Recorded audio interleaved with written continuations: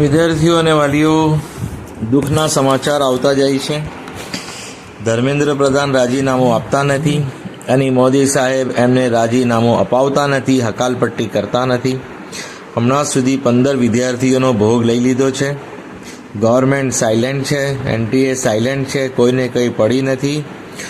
પણ વિદ્યાર્થીઓ, હું તમને કહું છું, આ નીટની પરીક્ષા એ આપણું અંતિમ પરીક્ષા નથી અને આપણા માટે એ જીવન નથી. આપણા માતા પિતા, ભાઈ બહેનો, આપણું પરિવાર એ આપણું જીવન છે.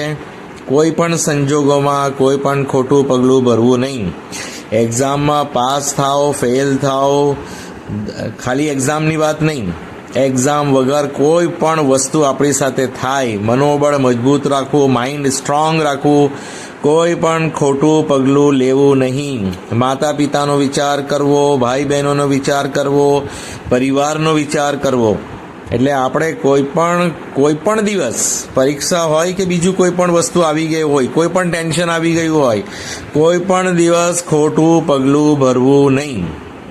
તો ધર્મેન્દ્ર પ્રધાન રાજીનામું નથી આપતા અને એમની હકાલપટ્ટી પણ મોદી સરકાર નથી કરતી. તો હમણાં સુધી 15 સ્ટુડન્ટે મૂર્ખામી કરી છે અને 15 સ્ટુડન્ટનો ભોગ આ ધર્મેન્દ્ર પ્રધાન એનટીએ લઈ લીધો છે. ફક્ત નીટ એક્ઝામના માટે આટલા બધા દુનિયાથી જતા રહ્યા છે. આપણે મનોબળ મજબૂત રાખવાનું છે. આપણને ગમે તેટલા હેરાન કરે આ લોકો, પણ આપણે અડીખમ રહેવાનું છે. આ ચેન્જ થતું નથી અને શિક્ષા મંત્રી ચેન્જ થતા નથી, પણ સ્ટુડન્ટ અને વાલીઓને શિક્ષા આપે છે અને શિક્ષાને શું કહે છે, પેલી શિક્ષા આપે છે, પજવણીવાળી, હેરાન કરવાવાળી શિક્ષા આપે છે. શિક્ષા મંત્રી વિદ્યાર્થીઓ વાલીઓને હેરાન કરવાવાળી, પજવણી કરવાવાળી શિક્ષા આપે છે. હવે શું લાવ્યા કે જેટલા તમે એડમિટ કાર્ડ ડાઉનલોડ કર્યા હતા ને એ not valid. All admit cards will not be valid. બધાએ તમારે નવેસરથી ડાઉનલોડ કરવાનું છે. હા, શું લખે છે? Re-exam is scheduled on 21st June 2026. Download your new fresh admit card from neet.nta.nic.in immediately. Note શું લખી છે? Your CT may be the same, but your exam center and roll number may change. જો CT તમારી કદાચ લખે છે, હા, મે બી same, જરૂર નહીં. CT ચેન્જ થઈ પણ શકે અને નહીં પણ થાય, અને રોલ નંબર પણ ચેન્જ થયો હોય અને નહીં પણ થાય. રોલ નંબર પણ એવું જ લખે છે, CT પણ એવું લખે છે કે ચેન્જ થાય અને ન પણ થાય, રોલ નંબર ચેન્જ થાય અને ન પણ થાય. એટલે તમારે નવેસરથી એડમિટ કાર્ડ ડાઉનલોડ કરવાના છે. એટલે હવે તમારે શું કરવાનું છે? એક વખત ફરી લોગિન કરીને ડાઉનલોડ કરીને જોવાનું છે. તમે પહેલાં જો આપણે ડાઉનલોડ કર્યું હોય અને ફોટા ચીટકાડીને તૈયાર કરી દીધું હોય, તો હવે નવું ડાઉનલોડ કરીને સરખાવવાનું છે. જો બધું સેમ હોય, exam city, exam centre, roll number same હોય, તો પછી તમે નવેસરથી તમારીની પ્રિન્ટ લઈને નવું ફોટા એવું ચીટકાડવાની જરૂર નથી.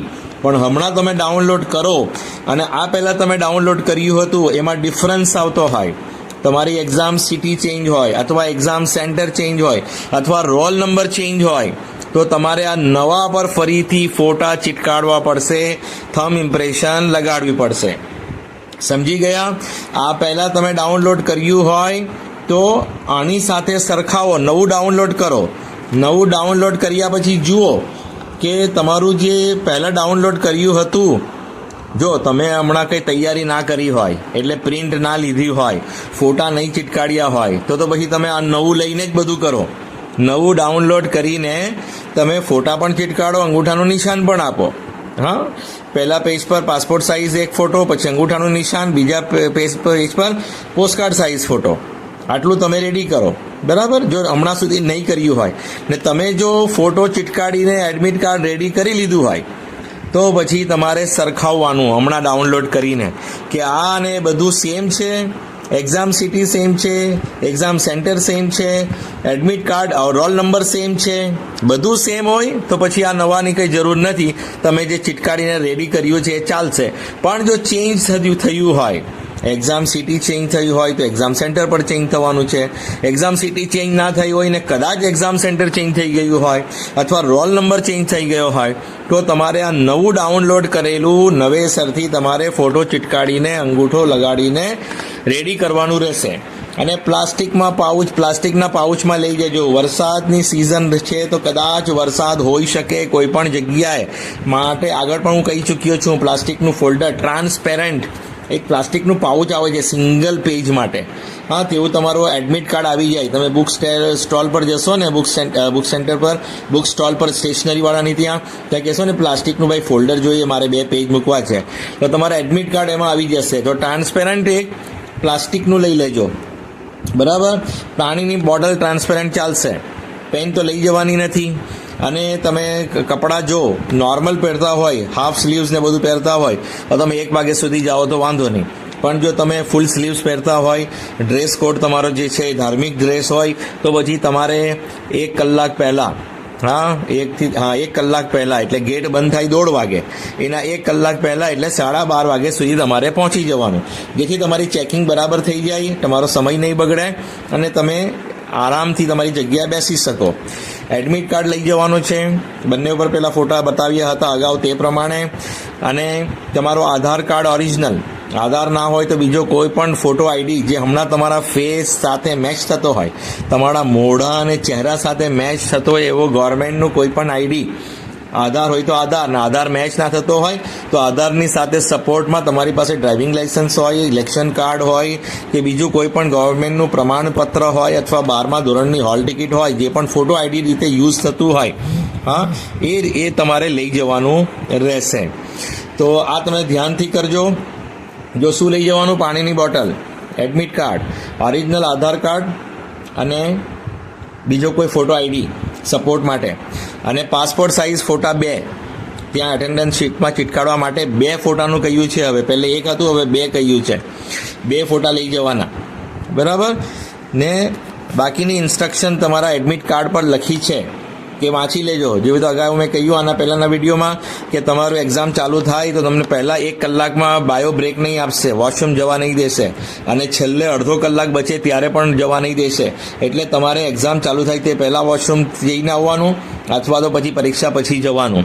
વચમાં તમે નહીં જાઓ તો સારું, તમારું ડિસ્ટર્બ ના થાય. હવે કોઈને કોઈ બીમારી હોય, કોઈ પ્રોબ્લેમ હોય તો જવા ઈચ્છે તો એણે પહેલો 1 કલાક પછી એ જઈ શકશે, બરાબર. 2 વાગે ચાલુ થાય તો 3 વાગે પછી જઈ શકે. હા, 3 વાગે પહેલાં એ જવા નહીં દેશે. એ રીતનું કરવાનું. તો આ ધ્યાન રાખો. અને બીજી જે નોટિસ આવી છે એમાં એ જ લખ્યું છે કે આ જે તમારો ડ્રેસ કોડ માટે લખ્યું છે પ્લાસ્ટિકના પાઉચમાં લઈ જજો. બીજી કોઈ આઈટમ વેલિડ નથી. તમે તો અગાઉ 3 મહિના જઈને જ આવ્યા છો એટલે વાંધો નહીં આવે, તમને બધું ખ્યાલ જ છે. તો તમે ધ્યાનપૂર્વક પરીક્ષા આપજો. આ લોકો ગમે તેટલું હેરાન કરે, આપણે મનોબળ મજબૂત રાખવાનું છે અને પરીક્ષા આપવાની છે. અને મારું અનુમાન છે કે જેટલા પહેલે 3 મહિના પરીક્ષા આપી હતી ને જેટલા લોકો રજીસ્ટર થયા હતા એ બધા આવવાના નથી.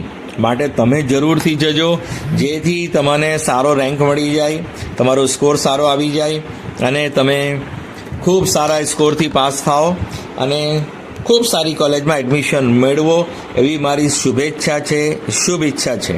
આ ચેનલ સાથે જોડાયેલા રહેજો, જેથી જે પણ કોઈ માહિતી નવી આવે તો હું તમને જાણ કરી શકું. બીજા વિદ્યાર્થીઓ સુધી પણ પહોંચાડજો. આપનું ભલું થાય, સૌનું ભલું થાય. Best of luck always hall life, બરાબર. ને આ પરીક્ષા આપણું જીવન નથી, આપણા માતા પિતા, આપણું પરિવાર, ભાઈ બહેનો બધા આપણા જીવન ધારા સાથે જોડાયેલા છે. એટલે કોઈ પણ ખોટું પગલું કોઈ દિવસ લેવું નહીં. આપણા પરિવારનું વિચારવું, સમજી ગયા. અને પોતાના પર આત્મવિશ્વાસ રાખવો. જરા પણ મનોબળ ઓછું નહીં કરવું, મજબૂત રાખવું.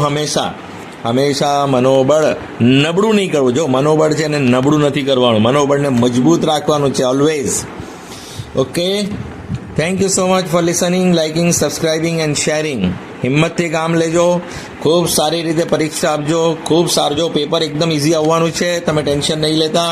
ખૂબ સારો સ્કોર આવશે અને તમને ખૂબ સારી કોલેજ મળવાની છે ચોક્કસ. અને આ વર્ષે તો MBBSની સીટો પણ વધવાની છે, એટલે તમે ટેન્શન નહીં જ લેતા. આ વર્ષે તમને એડમિશન મળી જ જશે. એ એકદમ મનોબળ મજબૂત કરીને પરીક્ષા આપવા જજો. આ પહેલાંના મારા વિડીયો જોઈ લેજો કે જેમાં મેં ઇન્સ્ટ્રક્શન આપી છે પરીક્ષા કેવી રીતે આપવાની, શું શું સ્ટેપ લેવાના તે પહેલાંના બી તમે જોઈ જ લીધા હશે. જે સબસ્ક્રાઈબર છે એ લોકોએ જોઈ લીધા હશે, સાંભળી લીધા હશે. ઓકે, ખૂબ ખૂબ આભાર આપનો, આપના પરિવારનો, જે લોકો પણ આ ચેનલ સાથે જોડાયેલા છે, સાંભળે છે, જુએ છે, બધાનો ખૂબ ખૂબ આભાર.